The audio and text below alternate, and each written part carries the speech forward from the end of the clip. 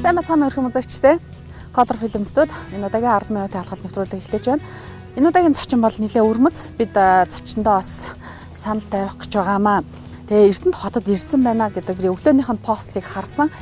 2020 онд 2020 км гүн гэсэн ийм зорилготой энэ бүсгүй бол за нийгмийн арчил Монголын эмэгтэйчүүдийн холбооны орон нутаг хариуцсан ерөнхийлөгч ийм албан тушаалтай ийм эмэгтэй байгаа яг одоо бол гүгээд ирж байна. Гэтэ аль биесээр бас нэвтрүүлэгт орооч гэдэг саналаа тавья. Тэгээд өөрөө зөвшөөрөл бас нэвтрүүлэгт оруулнаа. Таныг Эрдэнэт хотод ирсэн байгаа мэдээ. Шууд хүрээд ирлээ. Танигаас 10 минутын алхалт нэвтрүүлэгт маань орооч гэж урьж байгаамаа. За. Чи ганцаараа даръя те. Тэгээ. За. Хөөсөө би маск авч байгаа тэгээ. Тэг. Тэгээ би таны бас ингээ постод өглөө пост оруулангууд нь гээ ирсэн байгаа юм байна гэж харангуутлаа харсан чинь 5 дугаар сарыг гүнгээ зураг авъя лөө гэсэн байсан те. Ер нь тэгэхээр сар болгон яг өөр өөрсдийн гэсэн челленж яваад байна юм байна. Ер нь бид нар анх яаж нэгдсэн гэвэл тус бүрнээ гүйдэг. За тэгээд дэлхийн нийтийн нөгөө коронавирусын цар тахал гарсан энэ үед бүх заал спортын төвд хаагдаад тэгээд бид нэр илүү гадаа гүйдэг байсан. За тэгээд энэ 2 дугаар сард зарлагдаад 3 4 дугаар сард дэлхийн нийтийн хэмжээнд эрүүл мэндийн төлөөх гүйлтийн олонсын тэмцээн болсон. За тэнд бол манай монголчууд оролцсон. Дэлхийн 170 гаруй улсаас бид 18 дугааранд орсон. Таны бас ингээ ерөөхдөө юуг харж байхад би бас таны бас даагч л та. Ингээ харахаар маш эерэг юм постууд хүмүүст нэг жоох ухаарлах хүч юмсан, мэдүүлч юмсан гэдэг ийм зүйлүүд нэлээд давангуй байгаа юм болов уу гэж хардаг. Та ер нь өөрийнхөө энергийг ер нь хаанаас нөхөж авдаг вэ? Ер нь бид түр хэлсэн тийм ээ, бидний одоо үндсэн гол зорилго бол урайлна, нөлөөлнө. Тэгэхээр нийгэмд хүний амьдралд одоо хангалттай олон асуудал байна. Тэгж яхад бид дээрээс нь одоо асуудал нэмж тийм үү? Бухимдуулах ямар шаардлага байхгүй. Тэгэхээр нэг ялангуяа гэрийн эзэгтэй ээж хүн, за нийгэмд эмэгтэй хүн. Энэ нийгмийн бас л ээж шүү дээ тий. Тэгэхээр бид нар дандаа эерэг байх хэрэгтэй. Тэгэхээр бидний түгээж байгаа мэдээлэл дандаа зөв байх хэрэгтэй. За дандаа эерэг, бусдыг босгосон, дэмжсэн, үгээр хүнийг урамшуулсан, бусдад сурсан мэдснээ түгээсэн ийм сайхан байх нь бол бидний бол гол зорилго л доо. Тэгэхээр миний хувьд бол би бол энерги их усруу бол байгалаас нэлээд авдаг. Ялангуяа өнөөдөр энэ байгальд гүйхэл үнэхээр надад гайхалтай сайхан байна. Орхон аймаг гэлтгүүгээр ер нь орон нутгийнхаа эмэгтэйчүүдийн ер нь та яг ямар төвшөнд байгаасаа гэж хүсдэг вэ?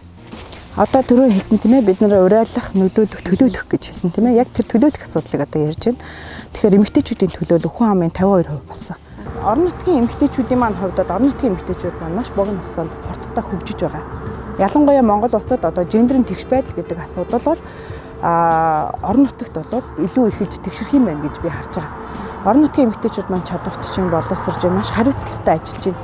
За нэг ялангуяа орон нутгийн удирдлагын түвшинд бол манай эмэгтэйчүүд хариуцлагатай ажиллаж байгаа. Тэгэхээр дэлхийн нийтийн хандлага эмэгтэйчүүдийн хариуцлагатай байдал руу чиглэж байна л да.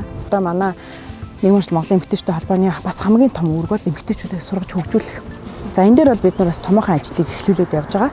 Дижитал шилжилт болж байна. Дэлхийн нийтээр одоо дижитал ертөнцид бид нар нэгдэж байна. Дижитал нийгэм бий болж байна. Тэгэхээр орон нутгийн эмэгтэйчүүд маань өнөөдөр өмнө говьд байна уу, Баян үлгийд байна уу, Сүхбаатар аймагт байна уу хамаагүй онлайн дээр бид нар дижитал ийм нөгөө платформ дээр нэгдэх бүрэн боломж гарч байгаа байхгүй юу. Тэгэд энийг бид нар хийж байгаа. Тэгээд тэн дээр орсны дараа бол эмэгтэйчүүд маань газар зүүн байршил цаг хугацааг үл харгалзан хамтдаа хот өдөөгийн эмэгтэйчүүд гэхгүй зэрэгцэн хөгжих юм боломжийг олгож байгаа. Ерөнхийдөө бол зэрэгцэн хөгжих гэдэг үднээс үзэхэд бол эмэгтэйчүүдийн оролцоо өнгөрсөн одоо энэ одоо парламент дээр ч гэсэн байна шүү дээ тий. Маш сайн нийтмэл ажиллаж чадж байна гэдэг зүйл бол альч нам гэхгүйгээр харагдсан. Энэ ер нь одоо ер нь эмэгтэйчүүд маань улс төрд орсноор эмэгтэйчүүд маань ер нь шийдвэр гаргах төвшөнд хүрснээр одоо таны үед ямар өөрчлөлтийг бий болгоно гэж хамгийн түрүүнд харж байгаа вэ? Эмэгтэйчүүд шийдвэр гаргах төвшөнд очисноор за цаашлаад одоо өөрөөсөө асуусан надад парламентын гишүүн болсноор маш олон өөрчлөлтүүдийг авчирдаг юм аа. Одоо өнгөрсөн 4 жилд ажилласан 12 эмэгтэй тий. Энэ 12 эмэгтэй бол өдөр шөнөгүй яг хамтарч ажилласан. За эдгээр эмэгтэйчүүдийн хамгийн том хийсэн өөрчлөлт бол нийгмийн салбар руу хийх өөрчлөлтүүдийг хийсэн. За ганцхан асуудал гэхээр би одоо нийгмийн арчил Монголын эмэгтэйчүүдийн холбоонд хүчирхийллийн асуудлыг хариуцдаг чиг үүрэгтэй. Ганцхан хүчирхийлэл дээр гэхээр гэр бүлийн хүчирхийлэлтэй тэмцэх тухай хууль Монгол улсад байгаагүй. 2017 онд одоо энэ эмэгтэйчүүдийн маань хичээл зүтгэлээр гэр бүлийн хүчирхийлэлтэй тэмцэх тухай хууль Монгол улсад батлагдсан юм.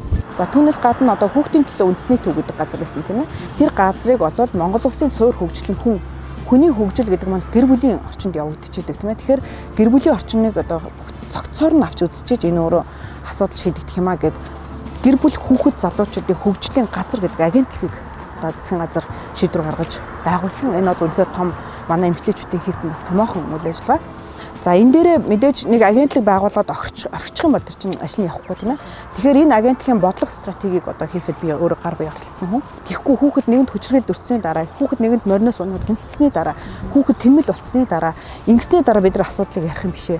Дандаа урьдчилан сэргийлсэн хамгааллын бодлого руу бид нар асуудлаа чиглүүлэх ёстой гэдэг стратегийг бид нар боловсруулсан.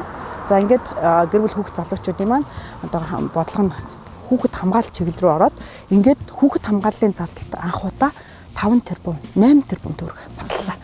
Энэ бол өөрөө тухайн бүтцийг амин оруулж байгаа хэрэг. Тэгэхээр зөвхөн нэг асуудал хүчирхийлэл гэдэг үгийг хийхин тулд ийм олон асуудлыг цогцоор нь шийддэг. Хууль эрх зүйн орчныг эрхэлж бий болгоод бүтцийг бий болгоод төсвийг тавиад үйл ажиллагааг нь явуулж байгаа. Тэгээд цаашлаад одоо хамгийн сүүлд манай саран гэрэл ерөнхийлөгчийн маань хийсэн маш боттой одоо манай эмэгтэйчүүдийн маань гаргасан үр дүн болвол цагдаагийн ерөнхий газар дээр гэр бүлийн хүчирхийлэлтэй тэмцэх хэлтэц байгуулад баяр баясгалан гэдэг эмэгтэй даргаыг тавьсан байгаа. Тэгэхээр энэ бол бидний шийдвэр гаргах төвшөнд эмэгтэйчүүдийн одоо оролцоо нэмэгдэхийн ач холбогдлын ганцхан жишээ. Таны хувьд хов нутгийн бүсгүй Эрдэнэт хотод амьдарч байсан. Одоо миний мэдхийн 10 гаруй жил болсон уу те. Таас Эрдэнэтийнхаа бас замлаас голдооч. Ер нь бол би Улаанбаатар хотод төрсөн л доо. Ээж минь хов нутгийнх, аав минь Төв аймгийнх. Тэгээд Улаанбаатар хотод яг төрж өссөн. За Эрдэнэт хоттойгоо холбогдсон учир шалтгаан маань 2008 онд би хаан үнс одоогийн сайн байна уу? За ингэчгүй хоёлаа. Мас мэдсэн. Таны ажил сайн уу? Эрдэнэт таваад байна уу? Тэгээ ирж очиж ажиллахаа дэлмар. Би барьчих. За. Яг дөнгөж сая Эрдэнэт хотод холбогдсон шалтгаан яриа үзсэн чи яг та ирлээ. За. Манай Бацар ах чинь Эрдэнэт хотын уугуул иргэн. Тэгээд бид бол хаан хүнс хаан бууз гэдэг одоо ард түмнийхээ хоол үйлчлэгээ үзүүлдэг энэ том компанид хамт ажилладаг ийм боловсруучнууд байсан. Тэгээд бид хоёр наашаа судалгаа хийгээд Эрдэнэт хот бол цаашдаа хөгжих ийм өндөр магадaltaй ийм сайхан ач холбогдолтой юм бүс нутаг гэж бид хоёр судалж ирж одоо энэ чандамны өсгөөгөөс энэ хаан буузын байрыг бид хоёр худалдаж аваад үйл ажиллагаа эхэлж байсан. Түүнээс хойш одоо 10 гаруй жил холбоотой боллоо да. Тэгээ өнөөдөр захиртайгаа дүүтэйг бас энэ дайралт гэж бодсонго. Тий, сайхан учрал тий. Бүтээрч хоёлаа ингэж гүйдэг нөгөө эрүүл мэндийн яваагаар тий холбогдсон хүмүүс байгаа тий. Тэгээд олцсон дээр бас нэг юм асуучих. Эмэгтэй хүнтэй бас ажиллах давуу талдаа ялангуяа Oyunbileg ерөнхийлөгчтэй ажиллах давуу тал гэх юм бол та юу гэж? Давуу тал нь нэгдүгürt манай хүний тавьдаг шаардлага маш хариуцлагатай байдаг. Тэгээ энэ хүний чинь бас нэг өдөрлөн манлайлах олон хүмүүсүүдийг хойноосоо дагуулад явах. Нэг хүний хойч 3 хүнээр бодох чинь 3000 гаруй хүнийг бас тийжээгээд аваад явж явах гар гэр амьдрал ах уу ажил төрөлд нь асар их хэмжээгээр бас үүрэг оролцоо байсан учраас манлайлж чадчихсан учраас энэ хүмүүс маань тийм амжилт үзүүлсэн болоо гэж би боддгийн хувьдаа. За баярлалаа. Нүүрэн дээр ингэж багтаалах чинь. Ичээд нүднийшлээ зүчлээ. За их санаа хүнтэй бас таарчтай тийм ээ. Тийм манай Бацрын захирал яг намайг Эрдэнэт хоттой хамгийн танилцуулж байсан л да. Эрдэнэт хоттой ирсэн байна. Сэтгэлийг бас мэдээ сонсох хэрэгтэй. Ялангуяа Эрдэнэт хотын маань өөрчлөлт ер нь хэр байх шиг байна. Эрдэнэтийн залуусын маань өнгө ер нь танихаар ямар ах шиг байна. Надад тийм Эрдэнэтийн залуус маань аягүй гоё colorful харагддаг. Ирэх болгонд дандаа ирч хүчтэй. Анх би ирэхэд өшөөдөр давж орж ирэл ямар гоё цэвэр клоктой ийм гоё хазар вэ гэж бодсон. Баян өндөр хайрханд очиж бид нар бүр өдөр цаа ууж исэн. Тэгээд баян өндөр хайрхны маань мод жилээс жил багасаж байгаа. Одоо харамсалтай санагдаж байна. За дээрээс нь маш их тэлж юм байна. Шээ дэмжрүү наран гэл одоо цааш яваад бүр ингээл тэлээд байна тийм ээ. Энэ тэлэлт өөрөө буцаад хүндрэл бэрхшээл болж ирнэ. Тийм учраас одоо энэ Эрдэнэт хотынхаа хөгжилд хувь нэмрээ оролцуулж өөрийнхөө мэдсэн сарснаа тийм энэ хүнд зориулж нэгэнтээ би энэ хотоос маш сайхан өгөөжийг авсан. Би бизнесээ цэцгэлүүлсэн. Миний амьдрал сайн сайхан болсон. Ингээд явсан юм чинь одоо би өөрийнхөө хүчийг сурсан мэдснэ. Тэгээ энэ хотынхаа хөгжилд оруулах бол үнэхээр хүсэлтэй байгаа. Тэгэхээр хотын хөгжил төлөвлөлтийн асуудал, дээрэс нь байгалийн цэвэр экологийн байдлыг хадгалангаа хөгжих асуудал. Тэгэхээр өнөөдөр бусад газрууд энэ байгалийн экологоо хиймлэр бий болгох гэж зорилго тавьж хахад бидэнд байгаа шүү дээ энэ сайхан уур бус мод тий. Тэгэхээр энийг хадгалаад илүү сайхан экологийн цэвэр орчинтой Эрдэнэ тат болох. Залуусын хамгийн амьдрах таатай орчин. Тэр залуус нь цаашлаад нийгэмдээ, улс орондоо цаашлаад дэлхийд хүчин үзүүлэх юм. Одоо энэ COVID-19-ийн дараа юу болно гэж бүүн болно. Дэлхийд Монгол яаж тесчүүлдэг вэ? Манай эрүүл мэндийн тогтолцоо тийм супер биш. Хөөрхөн эрүүл мэндийн ажилчдын маань нөөц бага. Бид нар эрүүл мэндэд зарцуулж байгаа төсөв маань хангалттай биш. Гэсэн хэдий ч ингэж мундаг хамгаалаад байгаа төр засгийн сайн бодлогоос гадна Монгол хүний өөрийн дархлаа. Энэ мундаг дархлаа чинь өөрөө тэр нь энэ байгалийн ач хавьяа. Энэ байгалаа бид нар сүйтгэж юм бол хинч болно. Тэгэхээр энийг ингэж хослуулан хөгжүүлэх бодлого өөрөө байвал манай Эрдэнэ тат бол үнэхээр дэлхийн нийтээр ирдэг. Тэгээд дэд бүтцийн хувьд маш гоё ойрхон онгоцч бууж болно, зам машинаар чирж болно, юугаар галтаргэрч ирж болно. Тэгэхээр олон улсын аял жуулчлалын бүс гэдэг яагаад болохгүй гэж энэ том үйлдвэр байна. Энэ том үйлдвэрийг дагсан жижиг технологийн үйлдвэрүүд яагаад байж болохгүй гэж. Жишээл Австрали улсын хүн амын эрүүл мэндийн нөхцөл байдал шууд устдаа холбоотой байдаг. Яагаад гэвэл тэдний бүх усных нь турбаанууд нь зэсэн байдаг байхгүй.